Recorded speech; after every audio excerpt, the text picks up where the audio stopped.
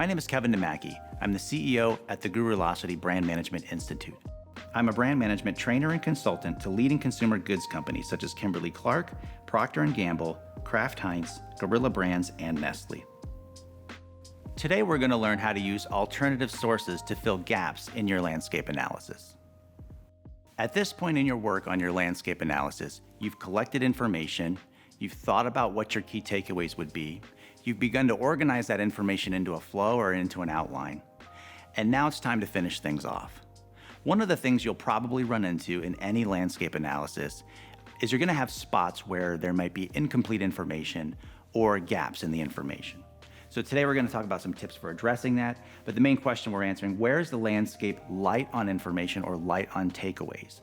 You're going to determine that or discover that as you're writing the landscape. And then we're going to take one more step to try and help supplement those spots.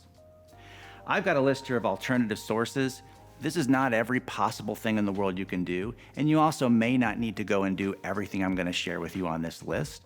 It's really meant to spark ideas for you. Where can you go next to plug a gap in your analysis or to supplement the information that you've received? So we'll run through them. First on the list is store walks. This is pretty common, but if you haven't thought to do it yet, go on a store walk.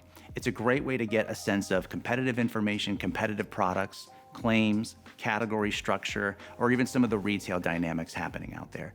It's also great to take photos when you go on these. Use lots of photos in your landscape. I'll check that one off, and we'll move to the second one. Mintel. Mintel has a number of great reports that they do and that they update on a regular basis that has category information, innovation information from the marketplace, and you can use these things to your advantage. The studies are already done, and chances are they have one in your category. The other thing Mintel has is a new product database, so they call it Mintel NPD. But they log all of the new innovations that show up in the marketplace and capture everything from the labels, everything about the product you want to know. So if you're looking for trends as to what's being launched from an innovation standpoint in various markets or in your own market, that's a good resource. The third one on the list here, competitive ads. These days with the internet, it's pretty easy to find some of this stuff. Go look at the advertising your competitors are doing. It's going to give you a glimpse into what you think their strategy could be, how they position themselves, and maybe who they're targeting. Beyond just a typical Google search, there's a few specific places you can look.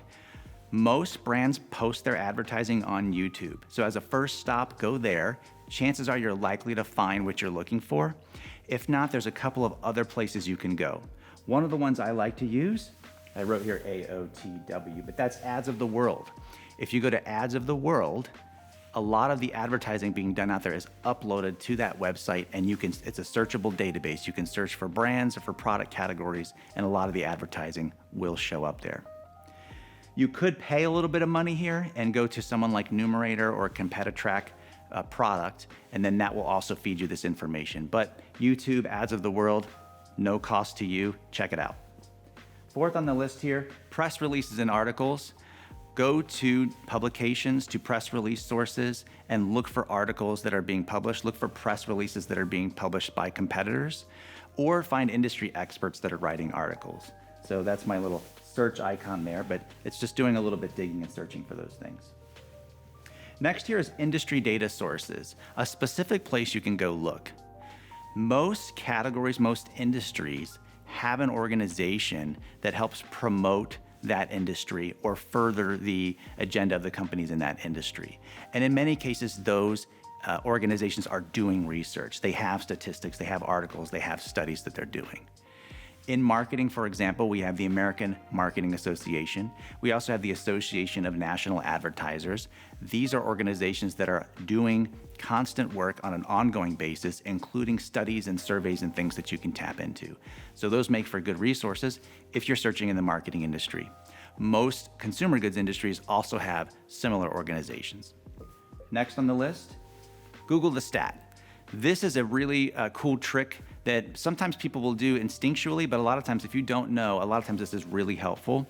Google the stat that you want. So if you have a slide that you're working on, you have a point you're trying to make or a headline, something you believe you think is true, you believe to be true, but you don't have the stat, go into Google and literally type word for word the stat that you want or that you wish existed. 9 times out of 10, this will turn up in the search results, the stat you're looking for, or something very close to it that you can use.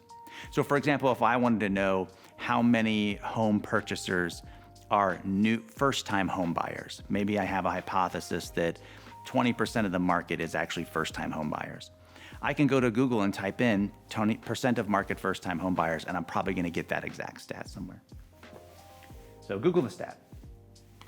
Next here, social media, social listening. There are actual new softwares and platforms coming out all of the time that allow you to do social media listening. So you don't have to just go to a competitor social feed and look through it all and comb through it all on your own. You can use usually relatively inexpensive listening tools to search for keywords, to search for hashtags, and not only see what your competitors are doing, but hear what consumers are talking about and hear the discussion that's going on in the marketplace. Next here we have interviewing stakeholders.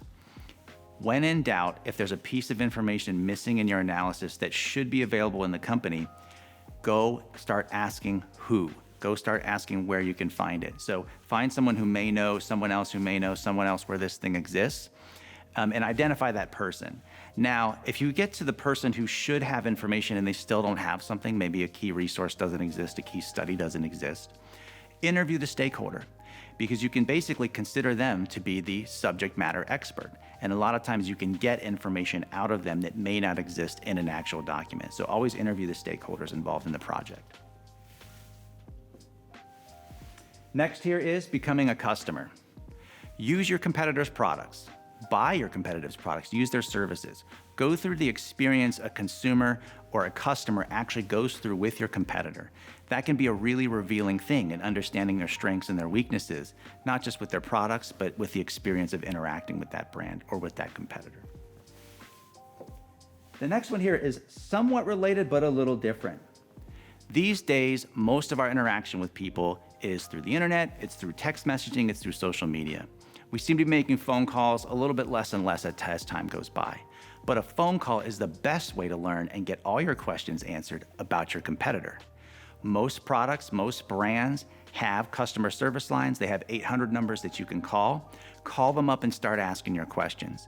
You will be surprised how much they will reveal to you and give to you right over the phone. Everything about the technologies, how their product works, their customer service practices, all of those things that you might want to know. Throw those questions at a customer service agent and you might get the answer you're looking for.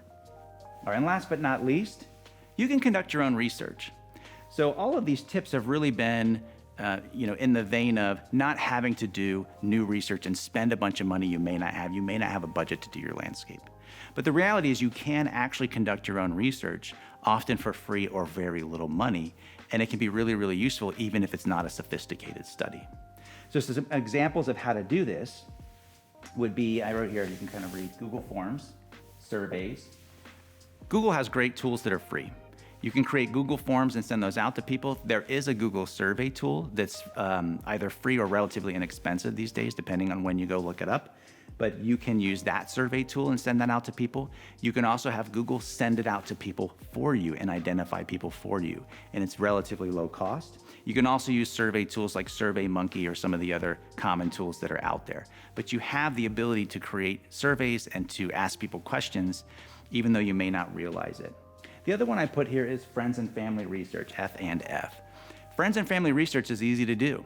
Chances are you know people that are like your target audience in some way, or they know people, or you have family members that kind of identify or roughly meet the criteria of, say, your target consumer or the target that you're interested in. So start asking those people questions. It's not perfect recruiting, but it can be a rough proxy and you can learn some of the answers to your hypotheses, or at least start to validate a little bit some of the things you think might be true about a consumer situation. So don't be afraid to do friends and family research. Get a group together, get a little party together at your house, invite these people over, and in exchange for food and drink, start asking them questions. So that's another one that you can do. I think there's 11 on the list here, which is a pretty good list. Don't feel like you have to do all these, because when you add all of this up, that would be a lot of work. But what I really want to do is just give you ideas and give you a starting point so that if you have a couple of gaps to fill, you might have a technique on this list that you can use to help you close that gap and complete and finish off your landscape. If you found this video useful, go ahead and hit the like and subscribe buttons.